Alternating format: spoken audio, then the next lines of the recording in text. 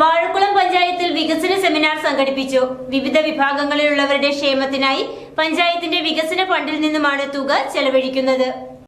Panchayat community ഹാളിൽ നടന്ന പരിപാടിയിൽ പഞ്ചായത്ത് പ്രസിഡന്റ് ഗോപാൽ ഡിയോ അധ്യക്ഷത വഹിച്ചു. ഉദ്ഘാടനം ജില്ലാ പഞ്ചായത്ത് വൈസ് പ്രസിഡന്റ് സനിത റഹീം നിർവഹിച്ചു. ഉൽപാദന മേഖലയ്ക്ക് 67 ലക്ഷം രൂപയോളവും പട്ടികജാതി പട്ടികവർഗ പാർപ്പിട മേഖലയ്ക്ക് 72 ലക്ഷവും പാർപ്പിട മേഖല പൊതുവിഭാഗത്തിന് 56 ലക്ഷവും വനിതാ ഘടക പദ്ധതികൾക്ക് 30 ലക്ഷം കുട്ടികൾക്കും ഭിന്നശേഷിക്കാർക്കും 15 ലക്ഷം രൂപയും വയോജനങ്ങൾക്ക് വേണ്ടി 15 ലക്ഷവും തുക വകയിരുത്തിയിട്ടുണ്ട്.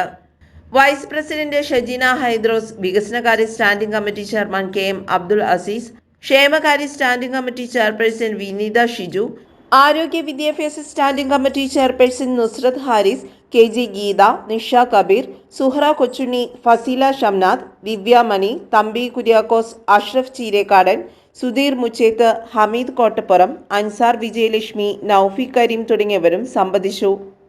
നമ്മുടെ പദ്ധതികളിൽ പാർപ്പിട മേഖലയ്ക്ക് വേണ്ടി 1,88,51,119 രൂപ വകയിരുത്തിയിട്ടുണ്ട്. അതുപോലെ തന്നെ വനിതാ ഘടക മേഖലയ്ക്ക് 30,45,000 രൂപ വരവ് വെച്ചിട്ടുണ്ട്. അതുതന്നെ കുട്ടികൾ ഭിന്നശേഷിക്കാർക്കായിട്ട് 18,95,241 രൂപ വകയിരുത്തിയിട്ടുണ്ട്. വയോജനങ്ങൾക്ക് വേണ്ടി 15,79,800 രൂപയും മറ്റ് പശ്ചാത്തല മേഖലയ്ക്ക് 19,25,000 രൂപയും അതുപോലെ തനത് ഫണ്ട് 3,73,89,800 രൂപ. ബഡ്ജറ്റ് അലോക്കേഷൻ വരാത്തത് കൊണ്ട് തന്നെ കഴിഞ്ഞ പ്രാവശ്യത്തെ പദ്ധതി തന്നെയായിരിക്കാം അല്ലെങ്കിൽ ഫണ്ട് തന്നെയായിരിക്കാം ഈ പ്രാവശ്യവും നമ്മൾ വെക്കാൻ ഉദ്ദേശിക്കുന്നത്.